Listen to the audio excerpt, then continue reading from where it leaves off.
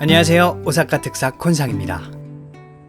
오늘은 신라계 도레인 가문 출신으로 일본 불교계의 큰 스님이 되신 쿠카이 스님이 진원종을 창시하신 곳을 찾아 코야산에 왔습니다. 참고로 코야산이라는 산은 실제로 있는 것은 아닌데요. 여기에서 코야산이라는 것은 산호로서 사찰 이름 앞에 붙는 호칭이자 이 일대를 일컫는 말입니다. 즉 코야산 콩고부지 혹은 코야산 진원종이라고 하는 것이 정식 명칭이 되겠습니다. 토다이제의 남대문을 연상케 하는 거대한 산문을 지나면 히에이산이 엔야쿠지보다도 훨씬 더 커 보이는 마을로 들어서게 됩니다. 이 일대에만 117개에 이르는 사찰이 마을을 형성하고 있다 보니 마치 불교 테마파크라도 온 것 같은 착각을 불러일으킬 정도였는데요. 하지만 아쉽게도 시간에 쫓겨 다 돌아보지 못하고 그중 콩고부지와 오쿠노인에만 겨우 다녀왔습니다.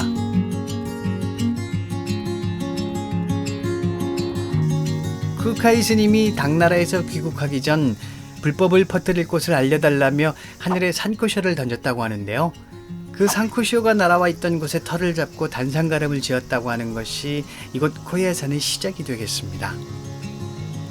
원래 콩고부지라는 말은 코야산 전체를 일컫는 말이었다고 해요. 즉, 이 주위의 산 전체가 하나의 사찰이 되는 셈인데요. 지금은 이렇게 총본산 사찰의 이름으로 지정되어 있지만 개념으로서는 그대로 남아있다고 하네요. 코야산은 산세가 험하고 교통이 불편해 쿠카이 스님 생전에는 지금과 같은 규모는 아니었다고 합니다. 그러던 곳이 세월을 거듭해가면서 왕들의 참배와 귀족이나 무사 가문들의 출가가 늘면서 자연스럽게 교세가 크게 확장되었는데 이 주위에만 2000여 개가 넘는 건물이 들어설 정도였다고 합니다. 그리고 전국시대 때까지만 해도 이곳 역시 강력한 승병 조직이 있었다고 하는데요. 하지만 혼노지의 변 덕분에 제2의 엔야쿠제와 같은 수모를 겨우 피할 수 있게 되자 결국 토요토미 히데요시와 타협하고 해체하였다고 하네요.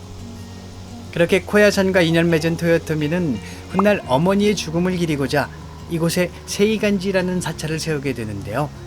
메이지 때에 와서 그 세이간지와 함께 옆에 붙어있던 코잔지를 합하여 종교법인을 만든 것이 지금 이 앞에 보이는 코야산 진원종 총본산 콩고부지가 되겠습니다.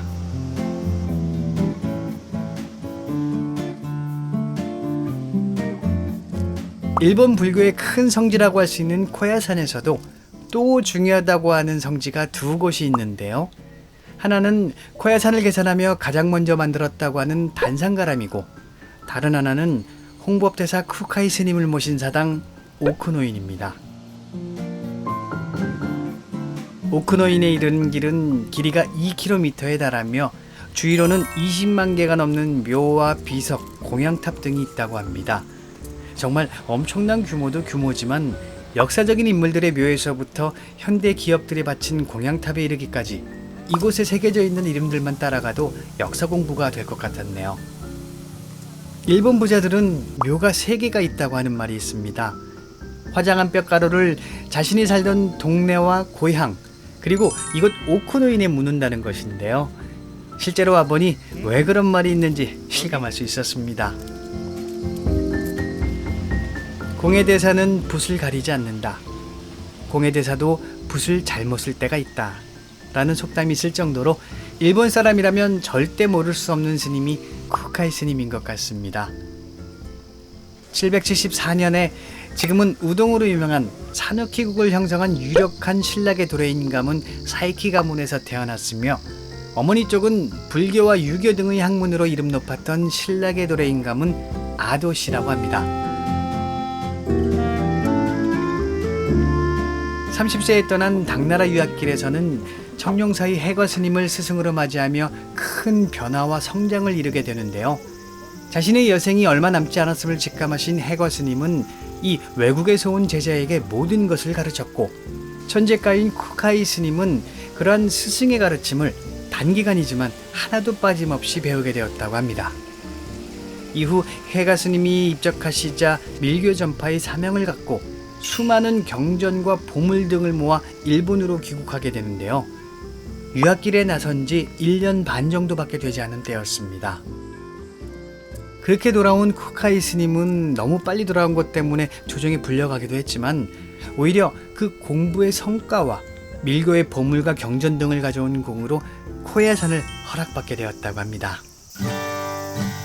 그러고 보면 천태종의 총본산 엔야쿠지를 창건하신 사이초 스님도 신라계 도레인 가문 출신이셨죠.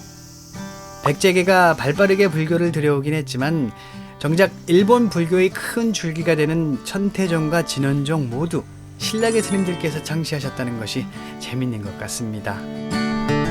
이 세상에는 종교와 성인을 이용하여 사리사욕을 탐하는 어리석은 인간들이 지천에 깔려 있습니다.